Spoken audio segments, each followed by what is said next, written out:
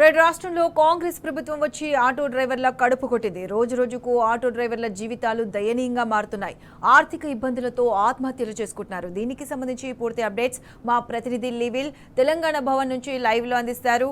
లివిల్ చెప్పండి. గత 22 నెలల కాలంలో ఆటో డ్రైవర్ల పరిస్థితి రోజు దయనీయంగా మారిపోయింది. ఆటో డ్రైవర్ల బతుకులు ఛిద్రమవుతున్నాయి. ఇవాళ చాలామంది ఆటో డ్రైవర్లు ఆత్మహత్య చేసుకున్న పరిస్థితి మనం రాష్ట్ర వ్యాప్తంగా చూడవచ్చు.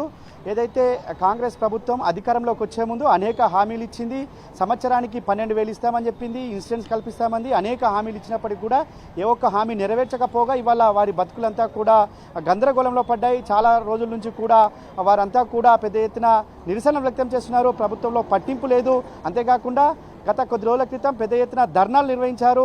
మరోపక్క ఏదైతే వసూలు ప్రధానంగా ప్రభుత్వ ఆదాయం కోసం అక్రమ మార్గాలు ఎంచుకుంటుంది. అందులో భాగంగా ఔటర్ రింగ్ రోడ్ లోపలికి అని ఔటర్ రింగ్ రోడ్ బయట అని పెద్ద ఎత్తున వసూళ్లు చేస్తుంది ప్రభుత్వం అని చెప్పేసి కూడా ఆటో డ్రైవర్లు అంతా మండిపడుతున్నారు. ఈ నేపథ్యంలో ఇవాళ బీఆర్ఎస్ పార్టీ నిరసనలకు పిలుపునిచ్చింది. అయితే చాలా చోట్ల ఆటో డ్రైవర్ల జీవనం గణనీయంగా దరిద్రంగా తయారవుతుందని చెప్పేసి కూడా వారంతా మండిపడుతున్నారు. గత కొద్ది రోజుల క్రితం కూడా పెద్ద ఎత్తున వారంతా కూడా నిరసన వ్యక్తం చేశారు. ఇవాళ మరొకసారి బీఆర్ఎస్ పార్టీ వారికి మద్దతు తెలిపింది. బీఆర్ఎస్ పార్టీ ఆటో సంఘాలకు, ఆటో నాయకులకు, ఆటో డ్రైవర్లకు కూడా అండగా ఉంది. గతంలో కూడా ఆత్మహత్య చేసుకున్న ఆటో డ్రైవర్లకు బాసటగా నిలిచింది. అయితే వాళ్ళ మరోసారి కూడా బీఆర్ఎస్ పార్టీ వారికి మద్దతు ఇవ్వడంతో పాటు ప్రభుత్వ హామీలు నెరవేర్చే వరకు కూడా పోరాటం చేస్తామని చెప్పేసి బీఆర్ఎస్ పార్టీని చెప్పిన నేపథ్యంలో మనతో మాట్లాడడానికి ఆటో డ్రైవర్ల యూనియన్ సంఘం మారే ఉన్నాడు. అన్న చెప్పండి, ఇవాళ ఆటో డ్రైవర్ల పరిస్థితి ఏ విధంగా ఉంది? ఎందుకు ఇవాళ బీఆర్ఎస్ పార్టీ మద్దతు ఇస్తున్న నేపథ్యంలో ప్రభుత్వంపై ఎలాంటి ఒత్తిడి చేయనున్నారు? ఈరోజు ఆటో కార్మికుల పక్షాన ప్రత్యేకంగా బీఆర్ఎస్ పార్టీకి, కేటీఆర్ గారికి హైదరాబాద్తో పాటు రాష్ట్ర వ్యాప్తంగా ఉన్న ఆటో కార్మికుల పక్షాన ప్రత్యేకమైన ధన్యవాదాలు తెలియజేస్తున్నాం.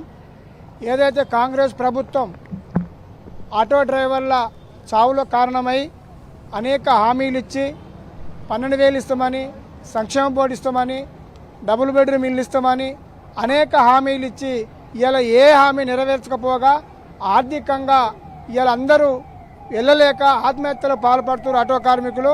మరి కాపాడవలసిన ప్రభుత్వమే మాకు కాల యముల్లాగా ఉండి ఈ ముఖ్యమంత్రి స్పందిస్తున్నాడు కనుక ఈ జూబ్లీస్ నియోజకవర్గంలో మా నిరసన తెలియజేసి మరి ఆటో కార్మికులుగా మేమంతా ఐకమత్యంతో ఉన్నాం. మరి ఈ బీఆర్ఎస్ పార్టీకి, కేటీఆర్ గారికి, కేసీఆర్ గారికి మద్దతు ఇవ్వాలని చెప్పి వీళ్ళందరూ ఇవాళ కాన్సాబ్ ఆధ్వర్యంలో మరి ఇక్కడ రావడం జరిగింది.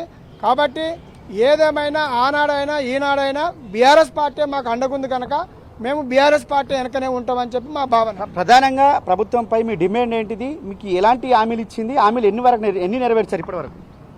ప్రధానంగా వాళ్ళు ఇచ్చిన హామీలు ఎవరికేం నెరవేర్చలేదు.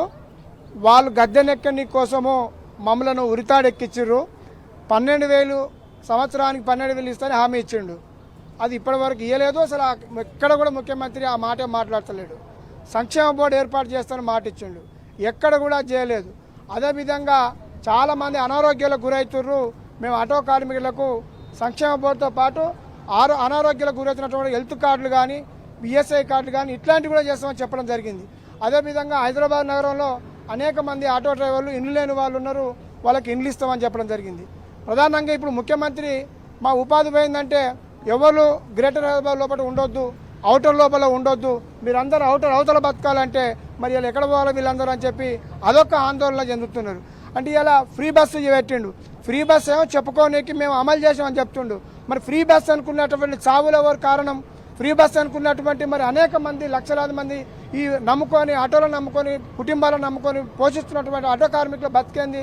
మరి ఒక్కసారి కూడా ముఖ్యమంత్రి ఆలోచన చేయాలని చెప్పి మేము కోరుతున్నాం. మీరు ఇచ్చిన హామీలు.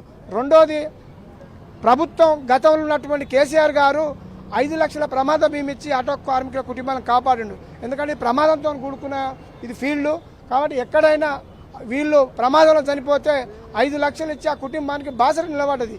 ఇలా ఈ రేవంత్ రెడ్డి అసలు కొత్త పథకాలు ఏమో కానీ ఉన్న పథకాలను తీసేసి ఇలా మా కుటుంబాలకు భరోసా లేకుండా చేసిండు. ఆ పథకం కూడా అమలు చేయాలి, దాన్ని 10 లక్షలు పెంచాలని డిమాండ్ చేస్తున్నాం. ప్రధానంగా ఉచిత బస్సు ఇస్తే ఇబ్బంది ఏంది? ఉచిత బస్సు వల్ల మహిళలకు లాభమే జరుగుతుంది కదా, కావాలని ఇది ఒక దురదృష్ట రకంగా ఇది ఒక చిత్రీకరిస్తున్నారు అని చెప్పేసి ప్రభుత్వం చెప్తుంది, ప్రధానంగా మంత్రి చెప్తున్నాడు. ఇవాళ కొత్త కాదు, వాళ్ళు ప్రభుత్వం ఏర్పడిన నుంచి కూడా మరి ఆటో డ్రైవర్లు ఆత్మహత్యలు దేశంలో ఏ రాష్ట్రంలో జరిగిందా ఇప్పటిదాకా? మరి తెలంగాణలో కాంగ్రెస్ ప్రభుత్వం వచ్చినాక ఎందుకు జరుగుతుంది? అంటే మాకు గిరాకీ ఎక్కువ ఆత్మహత్యలు చేసుకుంటున్నామా? గిరాకీ లేకనే, ఫైనాన్షియల్ కట్టలేకనే, కుటుంబాన్ని పోషించుకోలేక, పిల్లల ఫీజు కట్టలేక, ఇండ్ల కిరాయిలు కట్టలేక, అసలు ఆర్థిక ఏముంటుంది మనిషికి?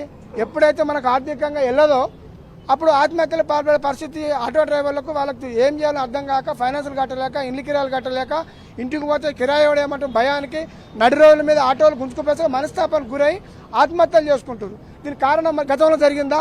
వాళ్ళ జవాబు చెప్పాలి. ఈ ఆటో డ్రైవర్ల ఆత్మహత్యలు అనేది గత ప్రభుత్వంలో జరిగిందా? మరి కాంగ్రెస్ వచ్చినాక జరిగింది. మేము 2 ఏళ్ల నుంచి ఉద్యమం చేసినాం, నిరసన చేసినాం, అనేక కార్యక్రమాలు చేసినాం. మరి ఎందుకు పిలిచి మాట్లాడతలేడు రేవంత్ రెడ్డి? కాబట్టి కారణం వీళ్ళే. ఫ్రీ బస్ అంటుండే, ఫ్రీ బస్ అని కూడా పాపం వాళ్ళకు కూడా లాభం లేదు. దాని కూడా రేట్లు పెంచిండు, బస్ పాసులు రేట్లు పెంచిండు, డబల్ రేట్లు పెంచిండు. ఓ చేత ఇచ్చినట్టే ఇచ్చిండు, వెనక చేత గుంజుకున్నాడు. కాబట్టి మమ్మల్ని వాళ్ళు సుఖంగా లేరు, మేము సుఖంగా లేము. రేవంత్ రెడ్డి ఒకటే సుఖంగా ముఖ్యమంత్రి సీట్లో కూర్చున్నాడు. ఇది మేము చెప్పదలుచుకుంది. ప్రధానంగా ప్రభుత్వంపై మీ డిమాండ్ ఏంది? ఇంకా భవిష్యత్ కార్యాచరణ ఏ విధంగా ఉండబోతుంది? ఇవాళ ఈ ఆటో సంబంధించిన బీఆర్ఎస్ పార్టీ మద్దతు ఏ విధంగా ఉంటుంది? ప్రధానంగా మా డిమాండు సంక్షేమ బోర్డు ఏర్పాటు చేస్తానని హామీ ఇచ్చిండు. అది సంక్షేమ బోర్డు ఏర్పాటు చేయాలా. ఏదైతే 12,000 ఇస్తాడు ప్రస్తుతం మాకు ఇప్పుడు 2 సంవత్సరాలు అంటే మాకు 24,000 బాకీ పడ్డాడు. ఆ 24,000 ఆటో డ్రైవర్లకు చెల్లించాలా. అదేవిధంగా హైదరాబాద్ నగరంలో అనేక మందికి కేసీఆర్ కట్టిన డబుల్ బెడ్రూమ్ ఇల్లు ఉన్నాయి. ఆ డబుల్ బెడ్రూమ్ ఇల్లు లేని వాళ్ళకి ఇస్తా అన్నాడు. మరి ఆటో డ్రైవర్లకు చాలామంది ఇల్లు లేని వాళ్ళు ఉన్నారు. వాళ్ళకి డబుల్ బెడ్రూమ్ ఇల్లు అవకాశం కల్పించాలా. మరి ఏదైతే కేసీఆర్ గారు 5 లక్షల ప్రమాద బీమా గతంలో ఉండే, ఎందుకు ఆపిండు? దాన్ని కొనసాగించాలా. ఈ డిమాండ్లతో పాటు ఇవాళ జూబ్లీస్ ఎలక్షన్లు మొత్తం రాష్ట్రం అంతా మాకైతే వేలాది మంది మెసేజ్లు పెడుతున్నారు. అన్న మేమందరం స్వచ్ఛందంగా ఇవాళ మేము జూబ్లీస్ ఎలక్షన్లో పాల్గొంటాం. జూబ్లీస్ ఎలక్షన్లో బీఆర్ఎస్ని గెలిపించాలి, మేము కాంగ్రెస్ పార్టీని ఓడించాలని చెప్పి ఏదైతే కంకణం కట్టుకున్నామో దాన్ని నెరవేర్చి తీరుతాం. దాంట్లో భాగంగా జూబ్లీస్ కాన్స్టిట్యూన్సీకి సంబంధించినటువంటి అనేక మంది బోరబండ, యూసుఫ్ కూడా డ్రైవర్లందరూ ఇలా స్వచ్ఛందంగా ఇక్కడ రావడం జరిగింది. వీళ్ళందరం మేము బీఆర్ఎస్ పార్టీకి మద్దతు ఇవ్వాలని చెప్పి ఇలా కేటీఆర్ గారి సమక్షంలో ఈ తెలంగాణ భవనం రావడం జరిగింది. ఓకే, ఇవాళ ఏదేమైనప్పటికీ రాష్ట్ర వ్యాప్తంగా ఆటో డ్రైవర్ల పైన దాడులు కావచ్చు, ఆటో డ్రైవర్లకు జరిగే నష్టాలపైన ఇవాళ కనీసం పట్టింపు చర్యలు లేవు. ఇవాళ ప్రభుత్వం గత కేసీఆర్ ప్రభుత్వంలో ఇచ్చిన ఇన్సూరెన్స్ని కూడా కొనసాగించట్లేదని చెప్పేసి కూడా మండిపడుతున్నారు. ఇవన్నింటినీ డిమాండ్లు నెరవేర్చే వరకు కూడా మా పోరాటం ఉంటుంది. ఖచ్చితంగా జూబ్లీస్ ఎన్నికల్లో మాకు ఇచ్చిన ఏ ఒక్క హామీ అమలు చేయకపోవడంతో మేము ఖచ్చితంగా జూబ్లీస్ ఎన్నికల్లో మాది చూపిస్తామంటూ కూడా చెప్తున్నారు. ఇవాళ ఏదైతే జూబ్లీస్ ఎన్నికల్లో ఖచ్చితంగా ప్రభుత్వానికి మేము వ్యతిరేకంగా పనిచేస్తాం, జూబ్లీస్ ఎన్నికల్లో కాంగ్రెస్ పార్టీని ఓడగొడతామంటూ కూడా వారంతా శబ్దం చేస్తున్న పరిస్థితి కనిపిస్తుంది. Vote studio. Right level, thanks for the live updates.